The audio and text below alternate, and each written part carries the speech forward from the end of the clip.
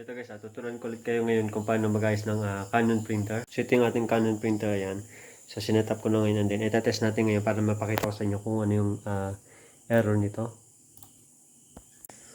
So ito, nag-set na ako ng for print. Tetest print na natin ngayon.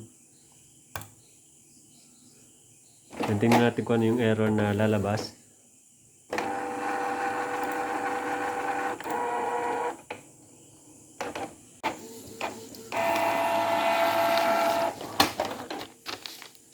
So ito yung printout na lumabas, ayan.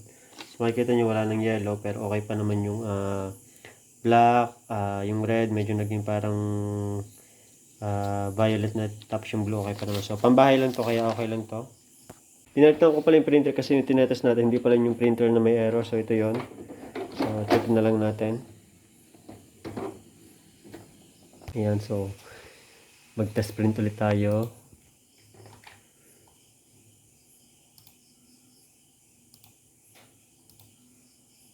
Abangan natin kung ano yung error na lalabas sa ating monitor. So yan, ito. So yung error na ganito yung muli kong ituturo sa inyo guys. So yan, ituturo ko ulit sa inyo ito kung paano ito ayusin. Ayan. The following ink cartridge cannot be recognized. So colored at saka yung black. So i-discuss ko na lang din sa inyo kung bakit ba nagkakaroon ng error na the following ink cartridge cannot be recognized. So, ang nagiging dahilan nun is, halimbawa napatambak yung inyong printer, so hindi nyo nagamit ng mga ilang linggo, ganun. So, sadya nagkakaroon ng problema. So, tuturo ko naman sa inyo kung paano yun ayusin. Makikita nyo dito, nagbi-blink yung orange button dito, ayan, na nag-indicate na may error siya. Ayan. 1, 2, 3, 4, 5. So 5 times na nag-blink. So iba kasi may nagkakaroon ng error tapos walang nakalagay sa monitor. So yun, 5 times blink. So the following ink cartridge cannot be recognized. So yun ay sa ating IP2770. So yung kailangan natin pag nilinis natin itong ating ink cartridge na ating printer ay alcohol at saka tissue. So umpisahan ko na. Siyempre patayin muna natin yung ating printer. Tapos medyo maguyam. So ito nga guys, sabi ko sa inyo, so napatambak tong printer natin. So ayan meron pa siyang mga langgam sa loob. Then ito, binuksan ko na, so nasa gitna na yung cartridge natin. So wala ito guys host kasi sa bahay ko lang ito ginagamit. Tsaka yung purpose ko naman is ituturo ko naman sa inyo kung paano ayusin yung the following ink cartridge cannot be recognized. So hindi natin kailangan ng host. So ayan. Ito yung mga kailangan nating linisin ito, itong chips na to, ayan. Pakita ko na sa inyo ito. Tsaka itong nasa ilalim sa pupunasan din natin. At saka yung chips na dito sa loob ng ating printer. So, kunin tayo ng tissue.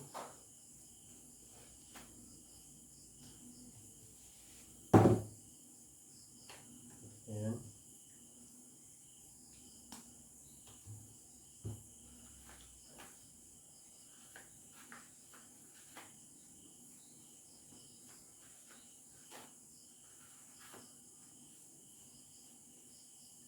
Lagyan natin ng alcohol itong ating tissue. Ayan. Pupunasan natin ito ngayon. So makikita nyo, meron itong ink. Ayan. So ayaw ko lang kung kita nyo, pero meron itong ink sa chips niya. So lilinisin natin yon. So alcohol ang ginagamit natin kasi mabilis yung matuyo. Ayan. So yan o. Tatanggal yung mga ink niya dito sa chips. So yun yung nagiging dahilan kung bakit hindi nadadetect yung ating ink cartridge ng sensor sa loob ng ating printer.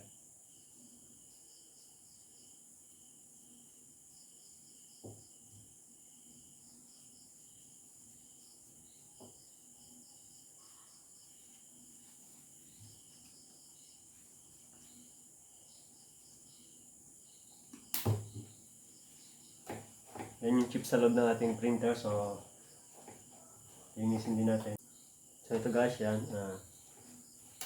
Itong may alcohol, so ilalagay natin yan dito. Para yung chip sa loob ng ating pinaglalagyan ng ink cartridge, so matanggal din yung mga ink dyan. So yan, may mga ink din kasi yun. Yun na yung dahilan kung bakit hindi binabasa or na-detect yung ating ink cartridge ng sensor.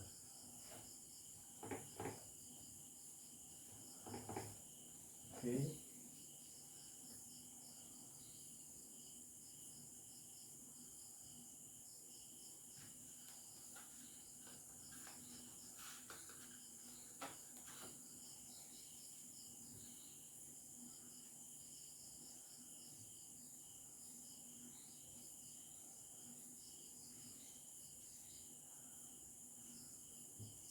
So ito guys, yung mga pinaglumaan ko nga pala ink cartridge. So baka mamaya magtayo pagka after ko makapag-print. So hindi na talaga gano'ng kaganda mga print out nito kasi gawa ng lumang stock nga to. So dito ko lang sa bahay to ginagamit. So test na natin ngayon kung madedetect na ng ating printer yung ating ink cartridge. Tayo muna natin to.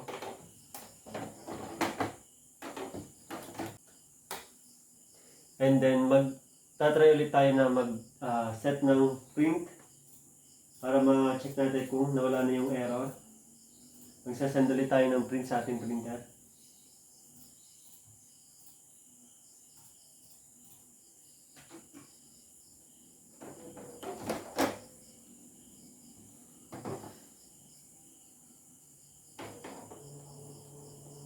So dito sa monitor ko, so lumabas ulit yung error, the following ink cartridge cannot be recognized. So cancel ko muna yung print out na sinend ko.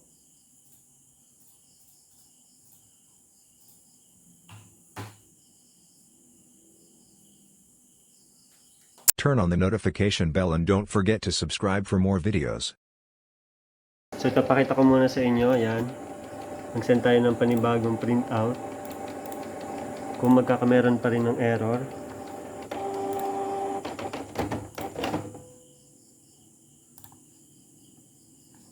Abangan natin dito sa ating monitor kung may lalabas na error. So, yan. So wala pa rin. So ayusin lang ulit natin.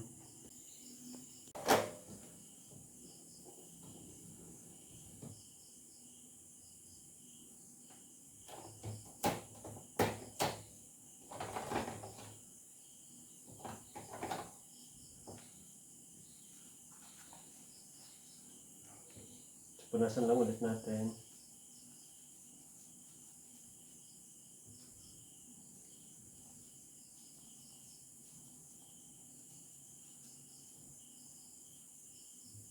Ito yung ink guys na natatanggal ko dun sa ink cartridge, dun sa chips niya. Ayan. Then linisin lang ulit natin to. So wala na akong ginamit alcohol kasi hindi na naman kailangan yun.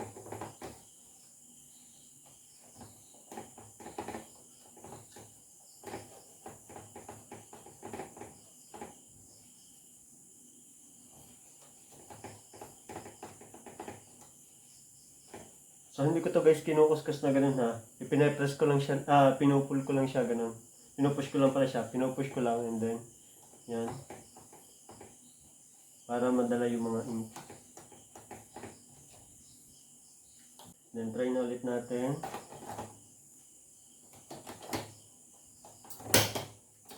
So sa ganito guys tiyaga-tiyaga lang talaga. So hindi agad nakukuha.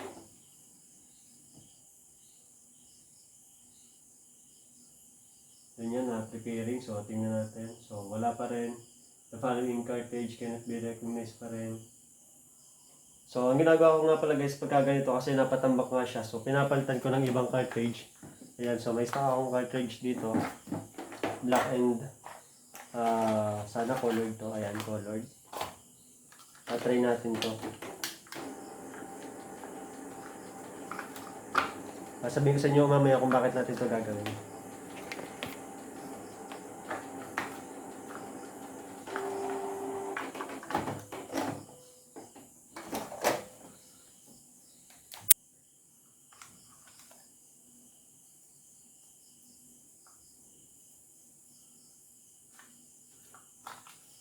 Palitan muna natin ng iba ko pang stock na cartridge.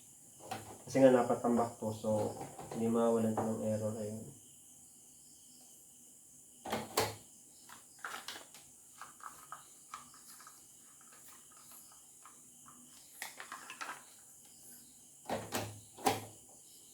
Then ito, try din natin kung hindi pa rin madedetect ng ating printer.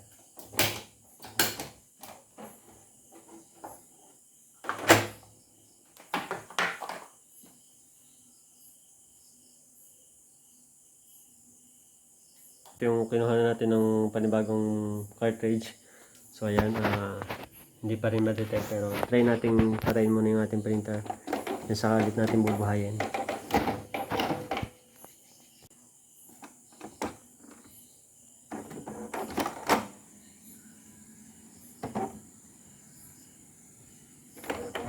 So wala pa rin, ay pa rin ma-detect. So try ulit natin na linisin.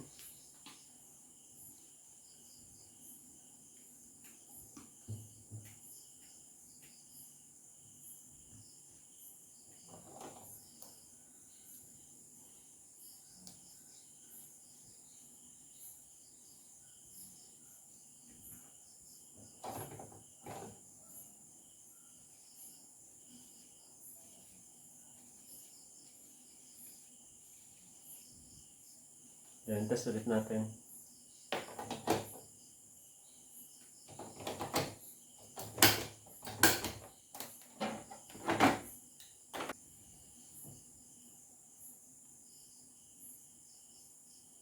So patayin ko muna si printer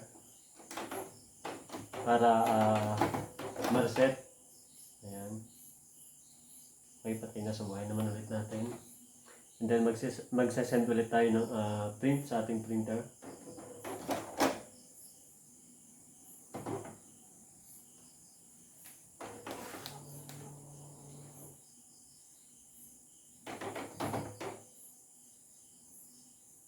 Okay na.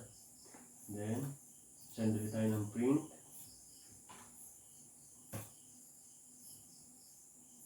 So ito na guys, wala nang lumabas pero may warning na lang siya. So tingnan natin kung magiging okay na. So after ko guys, malinis yung ating ink cartridge. Yan, yung nilagay natin dito. Yung pangalawang kinuha natin na galing dito. Ayan. So ito na yun.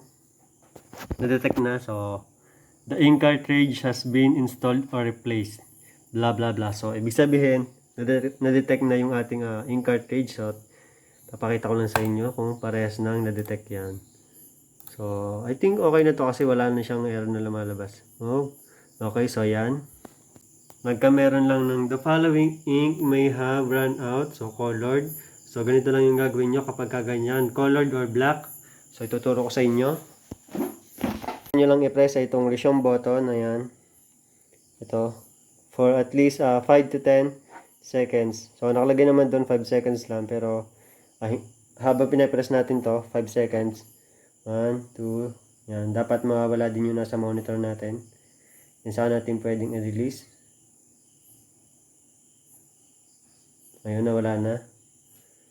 And then, re-release natin yan. And then, may isa pa ulit. Problem niya, the following ink may have run out. Black naman. And then, sabi nga sa inyo, lumang mga cartridge lang to. Kaya, puro run out na yung nadedetect. So, press lang ulit natin yung resume button. Ayan, for at least 5 to 10 seconds.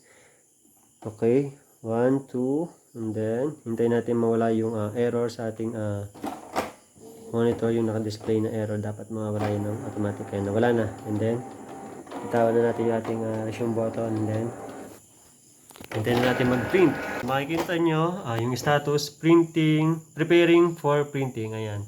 Then, hintayin na natin.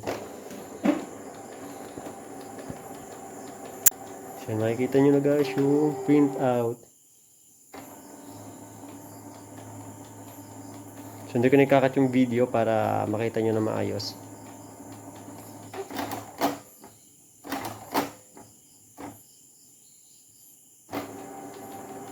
So, hintay-hintay lang tayo. So, nakita nyo naman no, na ilang beses kung pinlining to. So, wala nangyari. So, may extra naman ako na lumang cartridge kaya yun na lang yung ginamit ko. Ayan. Okay na. So, nagpiprint na yung ating printer. Ayan.